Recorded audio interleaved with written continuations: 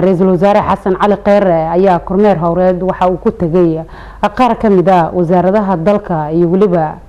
xarunta dawladda hoose ee Xamar isagoo u kurgalayay howlaha shaqo sida ay u socdaan wariyahayaga Nasro Bashiir Cali ayaa warkan faafahinaysa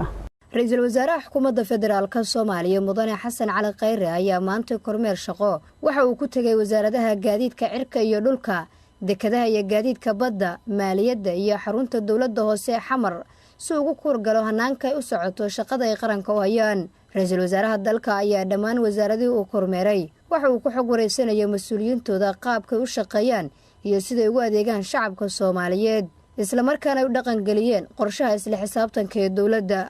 mudane Xasan Cali Qeyr ra'iisul wasaaraha dalka ayaa faray mas'uuliyinta wasaaradahaasi in looga baahan yahay in ay laban howlaha ay u hayaan shacabka Soomaaliyeed isla markaana ay meel iska dhigaan wax kasta oo keeni kara maamul xumo iyo musuqmaasuq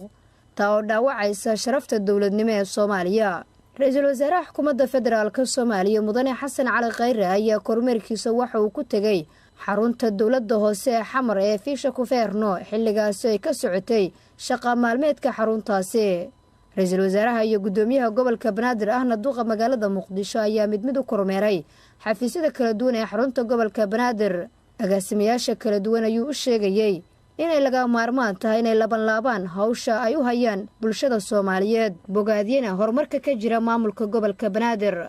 qaar kamid ah dhalinyarada u baxa caasimadda oo ra'iisul wasaaruhu kula kulmay xarunta dawladda hoose ee Xamar ayuu ku bogaadiyay shaqada wanaagsan ee ka qabteen magaalada Muqdisho shacabka Soomaaliyeed ayuuna ugu baaqay looga baahan yahay inay isu tashadaan oo ay la yimaadaan qorshe ay kaga qayb qaadanayaan horumarka dalka idinkuna aad ogaataan dalkan horta waxaad ogaataan siyaasiyiinta iskamada haddii aad fiirsataan dalkan oo maalin walba baarlamaan iyo wasaare iyo madaxweyne haystaan inay aqbashiin ma raadiyeen dadka ka celin lahaa inaan noqotin inta kale awoodiina inaa ogtiin awoodiina maaha inaa idinku dawladda ka cabsatiin dawladdiina idinka ka cabsato sida keliya ka cabsan karto waa inay is-abaabushiin dhalinyaradana waa inaa u yartiin rag iyo dumar is-abaabushaan la xisaabtantiin dowliyin ra'iisul wasaarihina la xisaabtantiin laakiin magaalada annagu inaan nadiifano in idinkoo dhalinyaraha gaadiina intaasaad ku dhiirataan inaad geedo ku tallashaan magaalada waxay ka sirjamaysaa dalkan rajul leeyahay runtii waxay turjumaad ka tahay inaan weli ma dhiman intii uu ku jiray kormeerka ayuu ra'iisul wasaare Xasan Cali Qeyr waxa uu dad kala duwan kula kulmay xarumaha dawladda kuwa oo qaba baahiyo gaar ah